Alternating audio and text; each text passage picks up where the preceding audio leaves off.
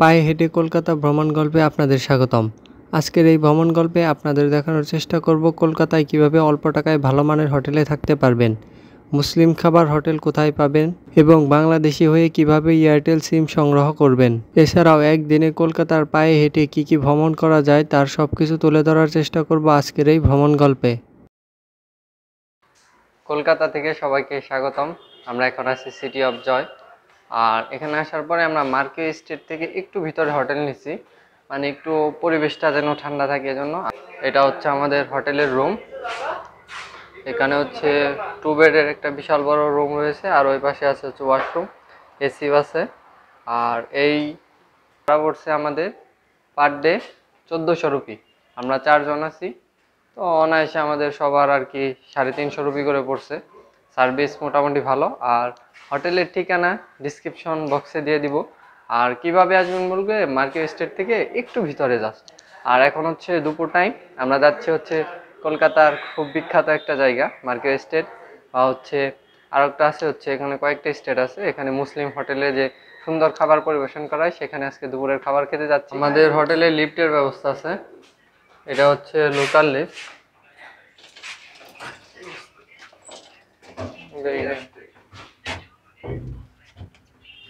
আমরা হচ্ছে বর্তমানে যে হোটেলটা আছি এটার নাম হচ্ছে নিউ সিটি হোটেল।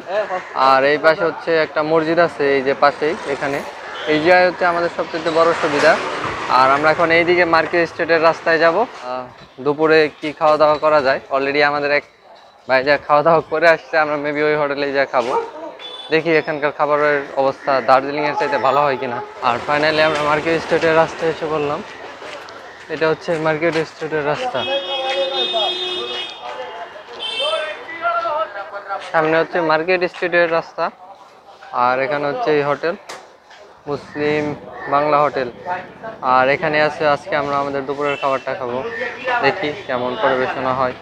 এটা হচ্ছে আমাদের 70 রুপি মানে প্রাইজের যে খানা, এটা হচ্ছে গরুর মাংস আছে, আর 1 প্লেট ভাত, আর আছে হচ্ছে ডাউল। এটা হচ্ছে আমাদের আজকে দুপুরের খাবার, 70 রুপি করে। হচ্ছে মার্কেট স্ট্রিটের সাথে আর এয়ারটেল প্লাস এই দোকান থেকে হচ্ছে আমরা এখন বাংলাদেশের পাসপোর্ট দিয়া এখান থেকে হচ্ছে আপনার এয়ারটেল সিম নিলাম 1 মাসের অফারে, যার 250 রুপি পড়ছিল। আর এটা হচ্ছে কলকাতা নিউ মার্কেটের এরিয়া, নিউ মার্কেট থেকে একটু বাইরে, একটু ঘোরাঘুরি করার চেষ্টা করব। এখন আমরা চলে যাব সুলতান টিপু মসজিদ, তারপর হচ্ছে ঐতিহাসিক হাওড়া ব্রিজ। কলকাতা শহরের ভিতর দিয়ে এখন আমরা হেঁটে চলছি সুলতান টিপু মসজিদের উদ্দেশ্যে। আর এখান থেকে গাড়ি নেওয়ার কোনো প্রয়োজন নাই, নিউ মার্কেট থেকে সুলতান টিপু মসজিদ অনেকটাই কাছে, 600 মিটারের মতো। এই জন্য আমরা এখন পায়ে হেঁটেই যাচ্ছি। আর এই পাশে হচ্ছে ব্রিটিশদের বিশেষ স্থাপনা, কলকাতার ঐতিহ্য বহন করতেছে। আর সামনে হচ্ছে মেট্রো রেল স্টেশন। এই মেট্রো রেল স্টেশনে আমরা কালকে নেমেছিলাম। আর ওই যে সুলতান টিপু মসজিদের গম্বুজ দেখা যাচ্ছে।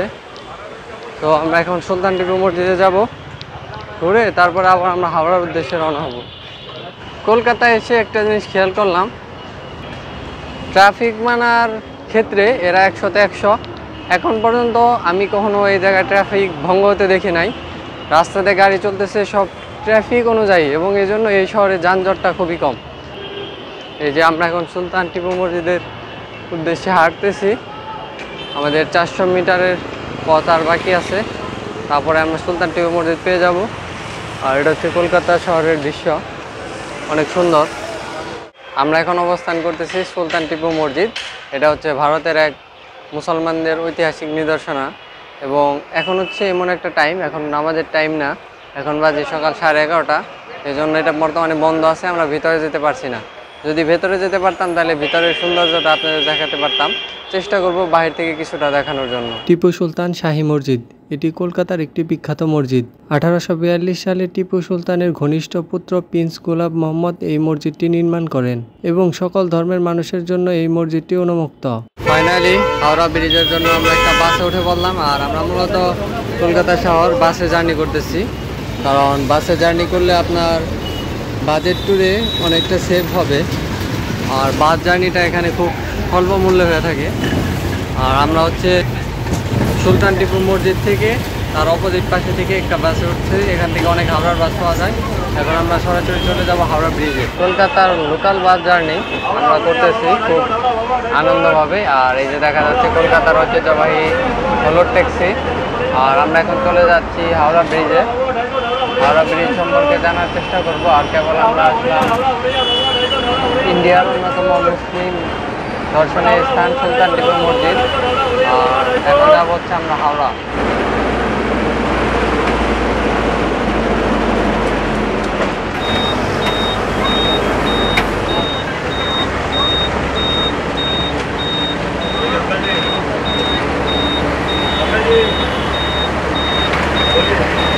ফাইনালি আমরা এখন যাচ্ছি কলকাতা ইডেন গার্ডেন, মানে কলকাতার ফেমাস স্টেডিয়াম, যেটার মধ্যে এবছর ওয়ার্ল্ড কাপ খেলা অনুষ্ঠিত হবে। সেই ইডেন গার্ডেন কলকাতার হোম গ্রাউন্ড, কলকাতা KKR এর হোম গ্রাউন্ড। সেই ইডেন গার্ডেন এরিয়াতে আছি। আর আমরা যাচ্ছি হাওড়া ব্রিজ। হাওড়া ব্রিজ যেতে এটা চোখে পড়বে।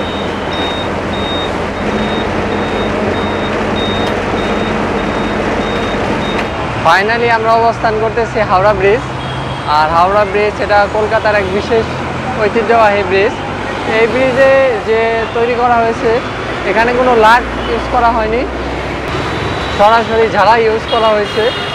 ব্রিজের প্রত্যেকটা কাঠামোতে একই অবস্থা, এখানে কোনোভাবেই লাট ইউজ করা যায়নি, মানে লাট ইউজ করেনি। এটাই সেই কলকাতার ঐতিহ্যবাহী হাওড়া ব্রিজ। আর ওই পাশে দেখা যাচ্ছে Howrah railway station, but Howrah metro station এখন পর্যন্ত চালু হয়েছে কিনা জানি না। আমাদের জানতে হবে আগে যে হাওড়া যে শিয়ালদা মেট্রো স্টেশন এটা চালু হয়েছে কিনা। এটা হচ্ছে হাওড়া ব্রিজের দৃশ্য। কলকাতায় আজকে অনেক বৃষ্টি হচ্ছে। আর এখানে লেখা আছে যে সুন্দর পথঘাট, সুন্দর সেতু, বিশ্ববাসের কাছে বাড়াই কদর। আর ওই জায়গায় লেখা ছিল যে এই সেতুর মতো সেতু বিশ্বে একটাও নেই।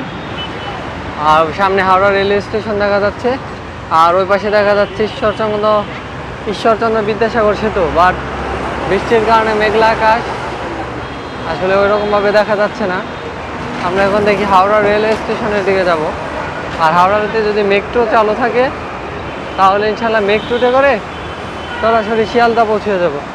হাওড়া সেতু অথবা হাওড়া ব্রিজ এর সরকারি নাম রবীন্দ্র সেতু, যেটি হুগলি নদীর উপর অবস্থিত।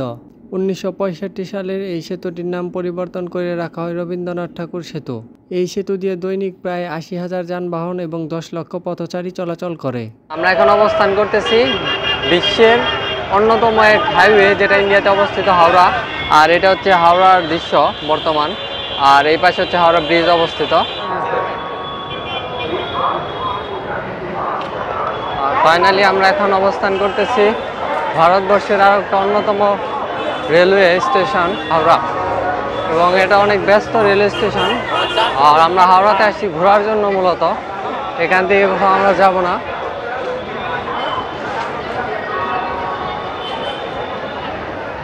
ভারতবর্ষের এক ঐতিহাসিক এবং সবচাইতে জনবহুল স্থাপনা, সেটা হচ্ছে হাওড়া রেলওয়ে স্টেশন। আর এই সাইডে হচ্ছে হাওড়া ব্রিজ, দুইটা একসাথে পাশাপাশি। কিন্তু এখানে হচ্ছে হাওড়া লেখার সাথে আমরা ছবি তোলার জন্য আসছি, আর এখানে ওইরকমভাবে হাওড়ার লেখা নাই, সম্ভবত ওই পাশে আছে। আমরা এখন ওই পাশে যাব। আর এখন হচ্ছে যাব কলকাতা নিউ মার্কেট, এই জন্য ফেরিতে যাওয়ার চেষ্টা করব বাবুঘাট দিয়ে, ইডেন গার্ডেনের এলাকা দিয়ে। আর এটা হচ্ছে মাটির নিচ দিয়ে যাওয়ার রাস্তা, আন্ডারগ্রাউন্ড। এইমাত্র হচ্ছে আমরা হাওড়া থেকে বাবুঘাট হয়ে হাওড়া ব্রিজ দেখতে দেখতে চলে আসলাম বাবুঘাট, হাওড়া ঘাট থেকে আমরা বাবুঘাট চলে আসলাম মাত্র 6 রুপিতে। আর এটা হচ্ছে আমাদের ট্রলারের দৃশ্য। আর এটা হচ্ছে এই পাশে হচ্ছে ঈশ্বরচন্দ্র বিদ্যাসাগর সেতু, ওখানেও আমরা ঘুরতে যাব। আর হাওড়া ব্রিজের বিশেষত্ব এর কোনো পিলার নেই। আর এই নদীটা এখন আমরা এই ট্রলারের মাধ্যমে পার হলাম। এটা হচ্ছে আমরা এখন অবস্থান করতেছি বাবুঘাট, এখান থেকে হাওড়া ব্রিজ দেখা যায়। আর এই পাশে ঈশ্বরচন্দ্র বিদ্যাসাগর ব্রিজও দেখা যায়। এখন হচ্ছে আমরা এখান থেকে বাহির হয়ে ইডেন গার্ডেন দিয়ে একটু ঘোরাফেরা করব, তারপর হচ্ছে আমরা হোটেলের দিকে রওনা হব। ফাইনালি বাবুঘাট থেকে হাঁটতে হাঁটতে আমরা আসলাম কলকাতার একটা বিখ্যাত জায়গা, সেটা হচ্ছে ইডেন গার্ডেন এরিয়া।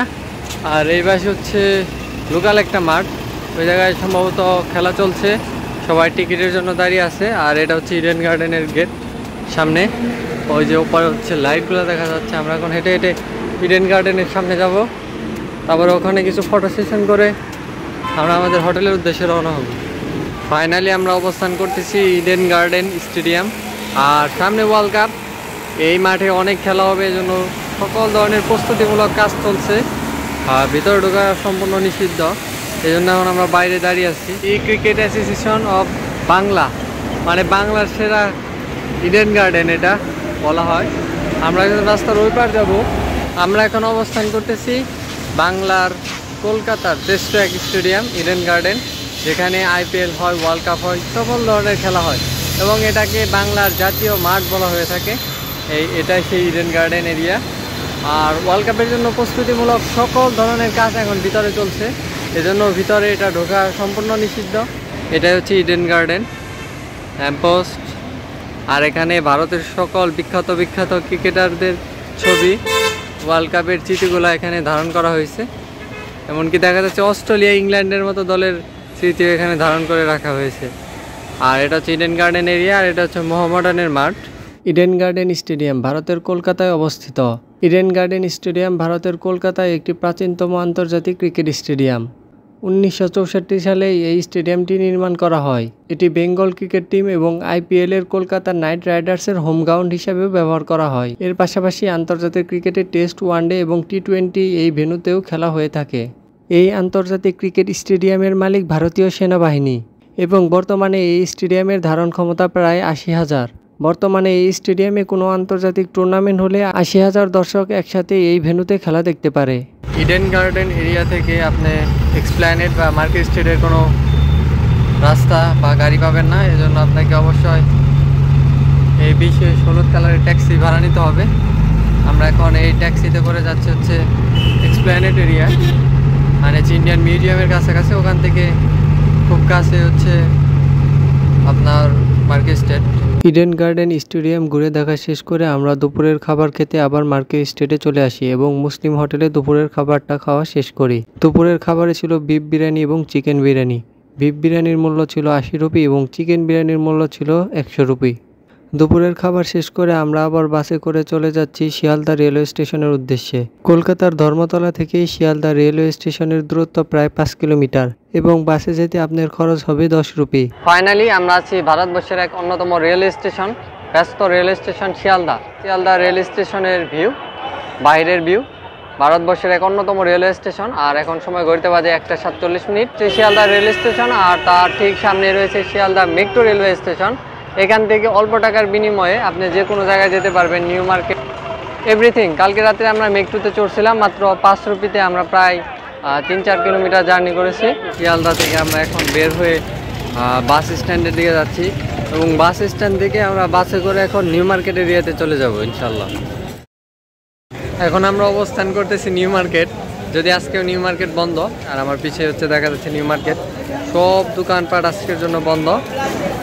এগুলো আবার কালকে খোলা হবে। আমরা ইনশাল্লাহ কালকে বাইরের পরে আসবো নিউ মার্কেটে। কালকে যদি মুর্শিদাবাদ চলে যাব, নিউ মার্কেটে আর আসা হবে না। আজকে নিউ মার্কেট বন্ধ থাকায় আমরা নিউ মার্কেট থেকে রাতে হাঁটতে হাঁটতে চলে আসি ইন্দিরা উদ্যানে এবং এই ইন্দিরা উদ্যানের পাশে অবস্থিত 21শে উদ্যান। এখন হচ্ছে আমরা অবস্থান করতেছি 21শে উদ্যান। যদিও এটা 21শে উদ্যান থাকলেও এটা বাংলাদেশের যে 21শে ফেব্রুয়ারি ওটার সাথে কোনো সম্পর্কিত নাই। এটা হচ্ছে পশ্চিমবঙ্গের একটা, মানে যাদের কিছু ভাই এই জায়গায় শহীদ বরণ করছিল, পশ্চিমবঙ্গের কিছু ভাই, তাদের রক্তে আর কি এই মাটি লাল হয়েছিল, এই জন্য এই স্থানটার নাম রাখা হয়েছে 21শে উদ্যান। আর অনেকে মনে করে এটা বাংলাদেশের সাথে সম্পর্কিত, কিন্তু মোটেও না, এটা বাংলাদেশের সাথে কোনো সম্পর্কই নাই এই 21শে ফেব্রুয়ারির সাথে। কিভাবে পায়ে হেঁটে কলকাতার বিশেষ দর্শনীয় স্থানগুলো ঘুরে দেখবেন তার সবকিছু আজকের এই ভ্রমণ গল্পে তুলে ধরার চেষ্টা করেছি। আজকের পায়ে হেঁটে কলকাতা ভ্রমণ গল্প আমাদের এখানেই শেষ। দেখা হবে নতুন কোনো পর্বের নতুন কোনো ভিডিওতে। সেই পর্যন্ত সবাই ভালো থাকবেন, সুস্থ থাকবেন। আল্লাহ হাফেজ।